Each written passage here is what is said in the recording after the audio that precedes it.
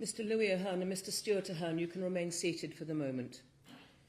The victim surcharge will apply in this case to each of these defendants, and I direct that the order be drawn up in the appropriate amount after the hearing. Daniel Kelly is not present in court today. I accept that he wished to be present, but he is prevented from attending by severe back pain. His counsel, Miss Jones, has confirmed that instructions have been taken from him, and she's content that I proceed to sentence him in his absence. And so that is what I will do. On Monday, the 24th of March of 2025, Daniel Kelly, Louis Ahearne and Stewart Ahearne were all found guilty of conspiracy to murder Paul Allen. The verdicts were unanimous decisions by the jury. On the 11th of July of 2019, at just after 11 o'clock at night, a number of shots were fired through the ground floor windows at the back of Paul Allen's home. Mr. Allen was hit by 2 of the bullets. He survived the shooting, but he suffered life-changing injuries. 1 bullet caused wounds to the thumb and little finger on his left hand. Another bullet entered on a downwards trajectory at the front of his neck and lodged in his spinal cord, leaving him paralysed for life. Daniel Kelly and Louis Ahearne were there at the back of Paul Allen's house that night. I'm satisfied that Stewart Ahearne was not present that night. You, Louis Ahearne, were the only defendant to give evidence at the trial. You accepted that you were there at the back of Paul Allen's house, but you said that you had no idea that a shooting was planned. You said you thought that you and Daniel Kelly were carrying out a reconnaissance for a burglary. The jury rejected that account. Neither Daniel Kelly nor Stewart Ahearne gave evidence. The case put forward on behalf of each of them was that he was not present at the scene of the shooting and he wasn't part of any agreement to murder Paul Allen. Paul Allen lived with his partner, Jade Bovingdon, and their 2 very young children. Mr. Allen was convicted in 2006 for taking part in an armed robbery and was sentenced to 18 years imprisonment. Whether the motive for this shooting was connected with that is something we do not and may never know.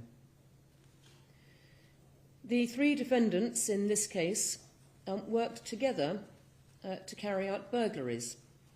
On the 1st of June of 2019, they burgled a museum in Geneva and managed to steal 3 items, including a Ming vase with a combined value of more than £3 million.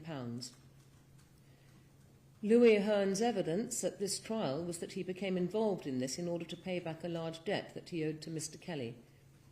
I have read the full judgment of the Swiss court, and I heard Louis Ahearne's account. And I'm satisfied that Mr. Kelly recruited the Ahearne brothers to that enterprise. On the 27th of June of 2019, there was a reconnaissance expedition to the area where Paul Allen lived. A Mercedes with a registration number starting LL66 was used for that expedition. Daniel Kelly was the only person insured to drive that car, and it was he who paid for the insurance. I'm satisfied that Mr. Kelly was in the car on that day. I can't be sure that Louis Ahearne and Stewart Ahearne were with him.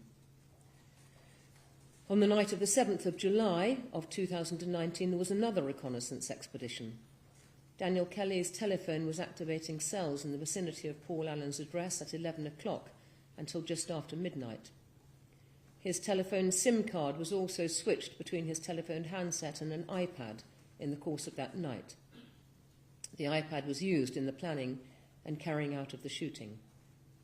Once again, I cannot be sure that either of the Ahearne brothers was present on that night.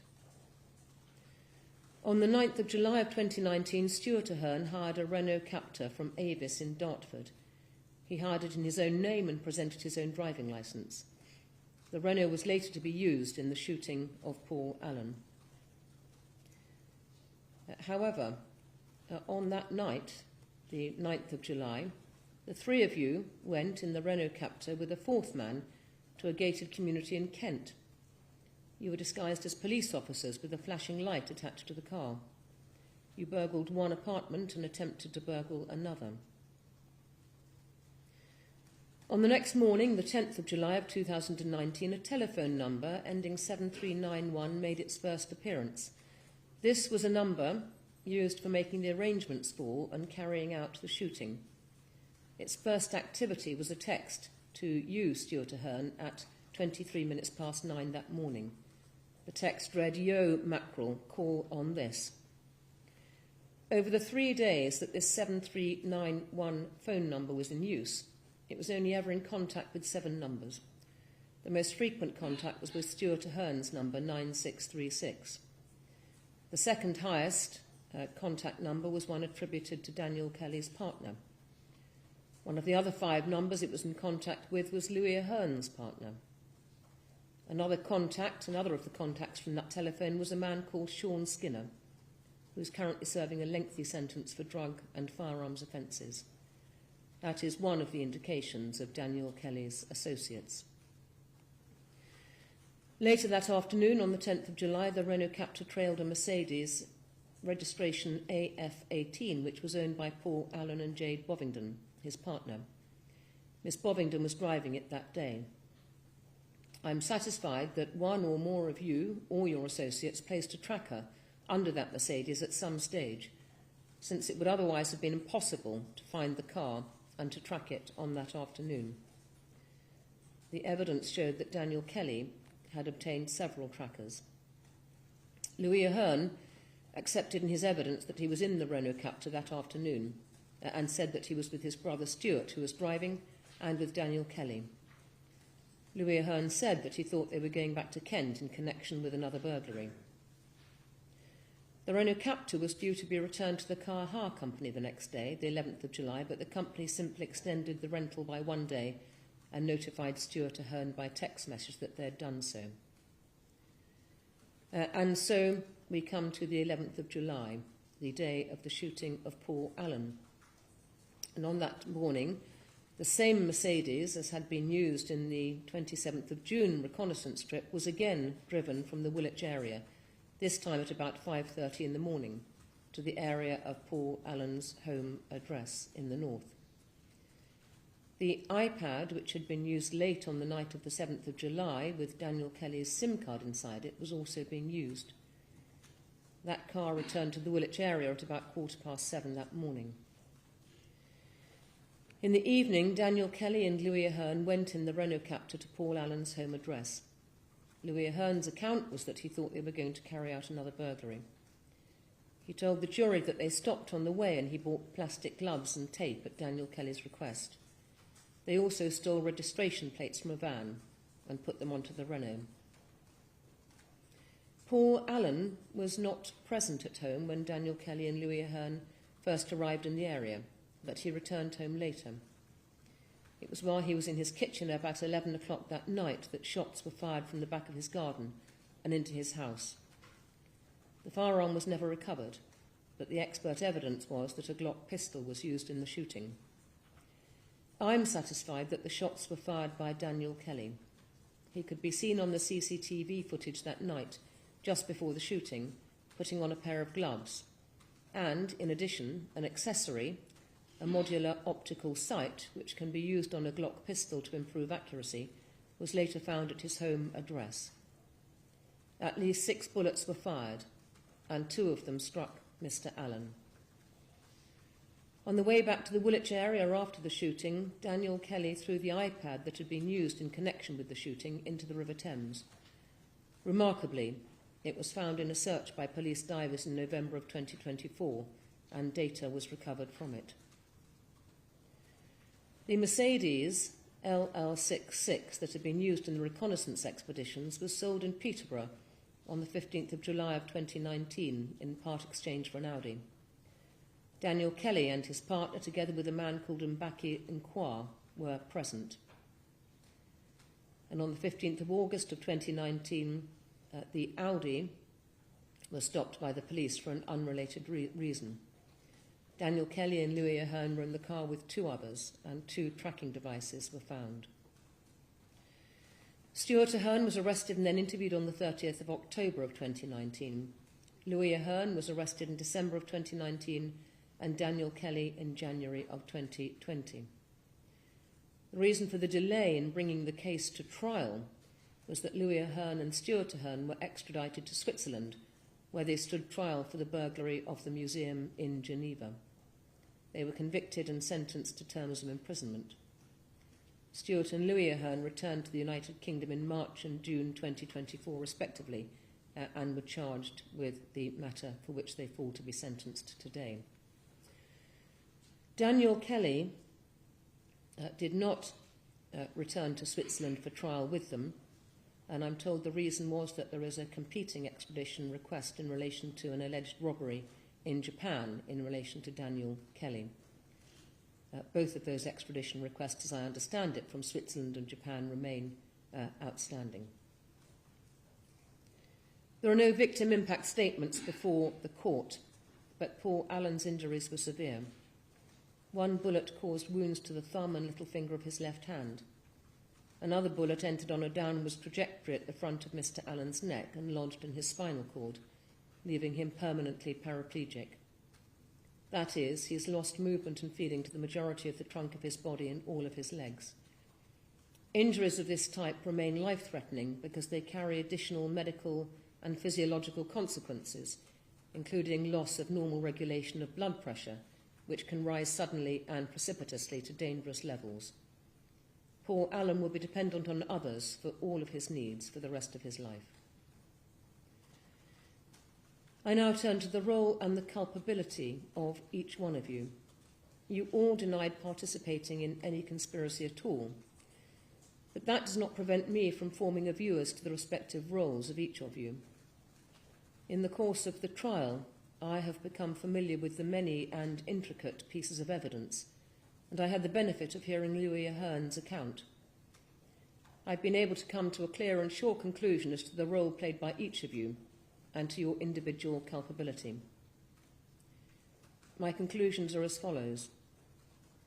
The underlying motive for the shooting, on the part of those who instigated it, remains unknown. I have no doubt that this agreement to murder Paul Allen involved other people, apart from the three of you, and that you three were motivated by a promise of financial gain. I am satisfied that Daniel Kelly, while not the instigator, was higher up in the organisational chain than Stewart Ahearne or Stewart Ahearne. It was Daniel Kelly who recruited Stewart Ahearne and Stewart Ahearne. Daniel Kelly went to some lengths to avoid detection and to conceal his own involvement. Daniel Kelly carried out the reconnaissance trips and arranged for a tracker or trackers to be placed on Paul Allen's Mercedes. While no tracker was found after the car was seized, that the car could not have been found and followed on the afternoon of the 10th of July if it had not been tracked. I'm also satisfied that it was Daniel Kelly who fired the shots through the Allen family windows. Stewart Ahearne was the getaway driver and was present as a backup. He also, by his own admission, bought gloves and tape and assisted in placing stolen registration plates on the Renault Captur on the night of the shooting. He was also present when the Allen household Mercedes was followed on the 10th of July. Stewart Ahearne's principal role was to hire the Renault Captur, which was to be used by those carrying out the shooting, and he otherwise provided logistical support. He hired the car in his own name, using his own details. He also retained the mobile phone he used at the time. This indicates a lack of sophistication on his part. He too was present when the Allen household Mercedes was followed on the 10th of July. I turn then to the defendants and their antecedents. Daniel Kelly was born on the 26th of October of 1978 and is now 46 years of age. Mr. Kelly has 20 convictions for 60 offences. These started with shoplifting at the age of 11, and at the age of 12 he was fined for carrying an air weapon and a bladed article in a public place. At the age of 15, Mr. Kelly was convicted of 3 offences of robbery and for carrying a firearm with intent to commit an indictable offence. At the age of 20, he received a sentence of 45 months' imprisonment for being concerned in the supply of Class A drugs.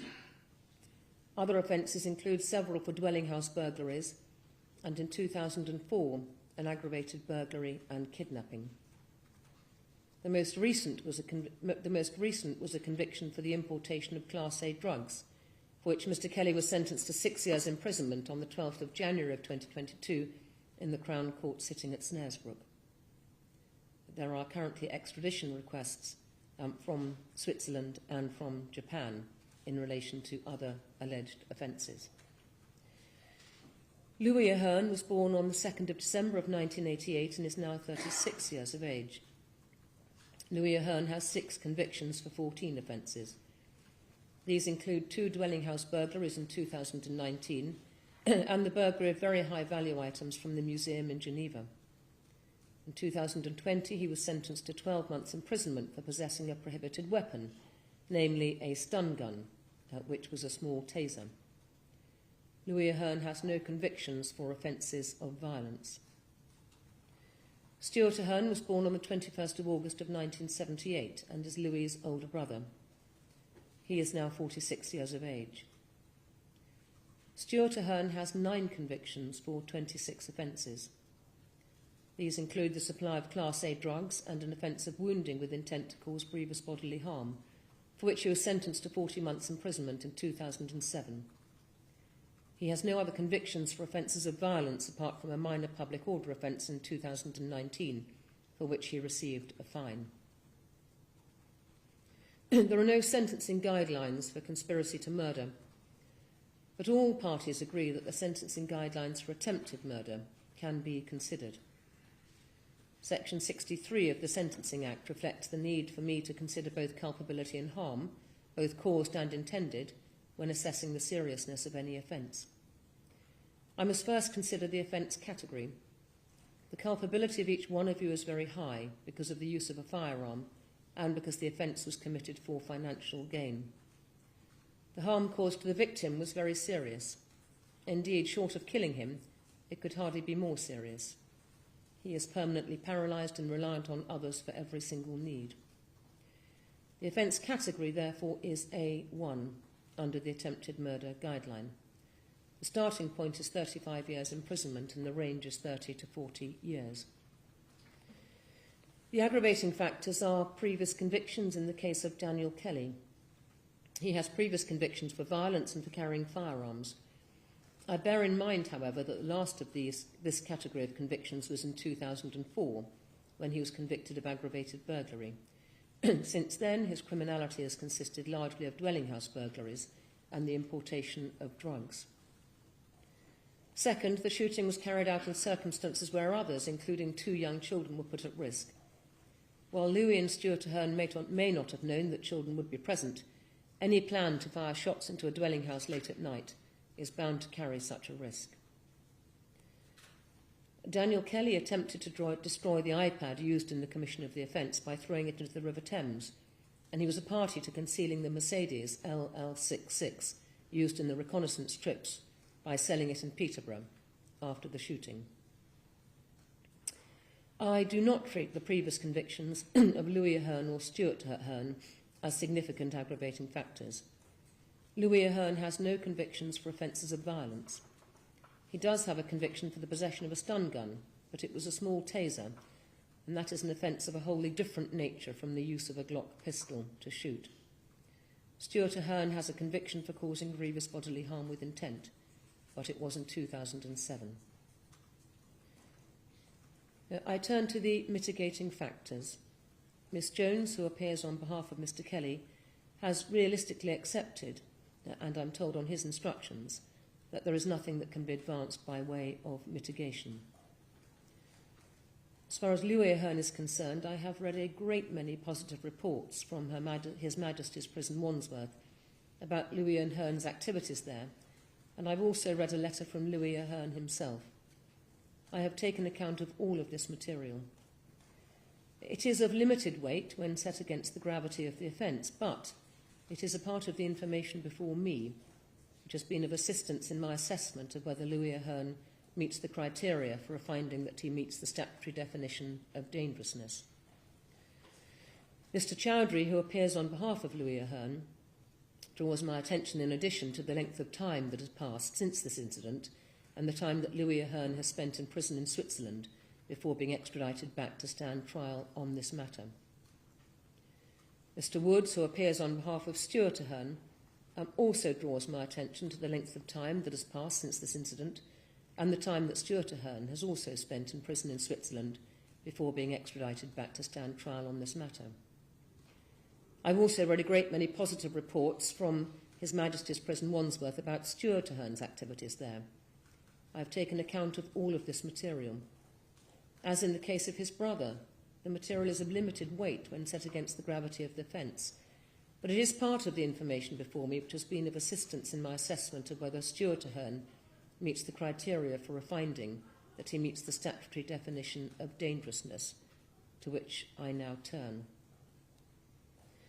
The issue of dangerousness is governed by Section 308 of the Sentencing Act, and I must decide, taking into account a number of factors, whether one or more of these defendants poses a significant risk of serious harm to members of the public occasioned by the commission of further specified offences. If I conclude that one or more of the defendants does pose such a risk, I must then consider what the appropriate sentence is. I did not ask for pre-sentence reports to assist with the assessment of dangerousness because I have a wealth of detailed information which would not be readily available to a probation officer. I had the benefit of observing the defendants during the course of the trial. I have detailed knowledge of the communications adduced at the trial between them and other parties.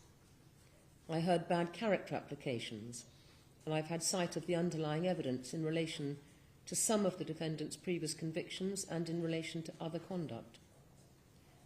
I also know something about those associated with Daniel Kelly, in particular, because they featured in the trial. I've mentioned Mr. Skinner. Another was Mr. Mbaki Nkwa, the registered owner of the Mercedes LL66 reconnaissance car. He was present when the Renault was hired and when the Mercedes reconnaissance car was sold. His email address was registered on the account with the company who supplied trackers to Daniel Kelly. Mr. Nkwa has an extensive criminal record, which includes drug and firearm-related convictions.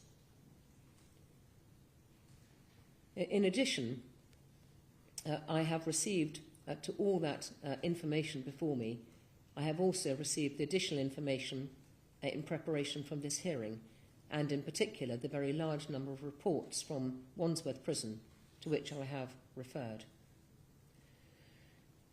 I'm not satisfied that Louis Ahearne presents a continuing and significant risk of serious harm to the public, taking all matters into account. This conclusion is based upon the impression I formed in the course of his evidence, his antecedent history, and the material made available since the trial about his activities while in custody. These present positive evidence that in the 6 years since this offence was committed, Louis Ahearne has changed his approach to criminality. Reports of positive progress in custody must be approached with a degree of scepticism, but Louis Ahearne has amassed several reports from prison officers and others confirming his sustained efforts to contribute in a positive way to prison life and to support others, including those with neurodiverse conditions. I'm also not satisfied that Stewart Ahearne presents a continuing and significant risk of serious harm to the public. This conclusion is based upon his limited role in the conspiracy, his antecedent history, and the material made available since the trial about his activities while in custody, which, as in the case of his brother, demonstrate a willingness to change. I repeat that reports of positive progress in custody must be approached with a degree of scepticism, but Stewart Ahearne has attracted impressive commendations from a wide range of others, attesting to his contribution to the well-being of others and his consistent support for the vulnerable, and in particular those with neurodiverse conditions. I've given careful consideration to Daniel Kelly. He was more closely involved with those who instigated this shooting of Paul Allen, and he did play a significant role in the planning and execution of the shooting, and in the attempt to conceal the Mercedes and the iPad and the firearm, which has never been recovered. I've concluded that Daniel Kelly is a dangerous offender. There is a significant risk of him causing serious harm in the future by committing a specified offence. That conclusion is based upon the facts of this offence, the role he played, all that I know about his association with other criminals, and his antecedent history. I turn then to sentence. Daniel Kelly is not present. I've concluded that he is a dangerous offender, and I must now decide if a life sentence is justified after considering the seriousness of the offence, his previous convictions, the level of danger he represents to the public and for how long, and the available alternative sentences. This was a very serious offence, but it is not difficult to envisage examples of conspiracies to murder of even greater gravity. A life sentence is a sentence of last resort, and there are alternative sentences available to provide the protection that the public require. These are an extended determinate sentence or a very long determinate sentence. I've concluded that a life sentence is not justified.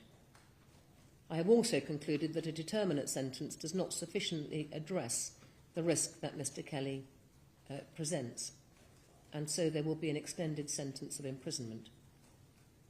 Mr. Kelly will serve at least 2/3 of the determinate sentence that I pass. After that, the parole board will consider what continuing risk he poses to the public. He may not be released until he has served the full term. Whenever he is released, he will be subject to licence conditions for any unserved part of the custodial term, plus a further 5 years.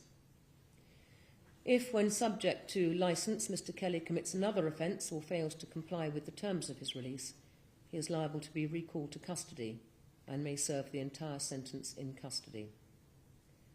The total sentence I pass will be an extended sentence of 41 years, which is a custodial term of 36 years, plus an extension period of 5 years. Louis Ahearne, will you stand up, please?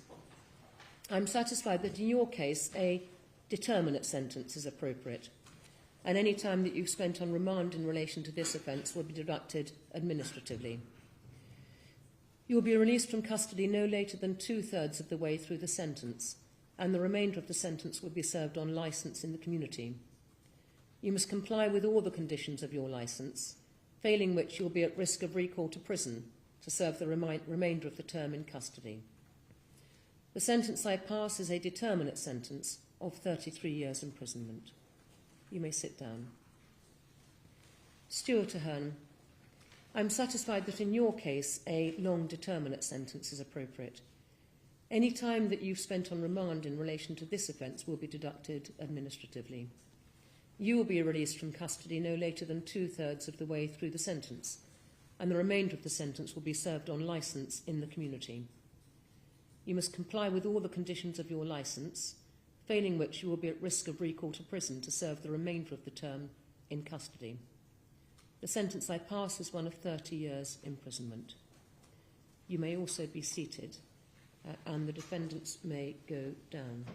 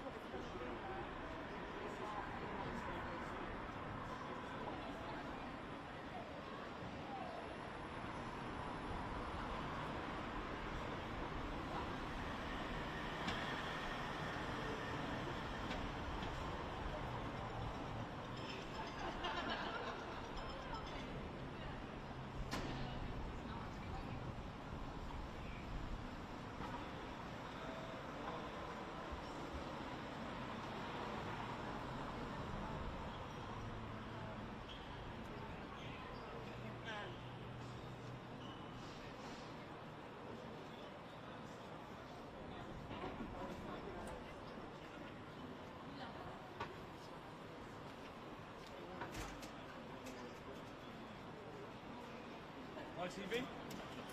BBC? Fox?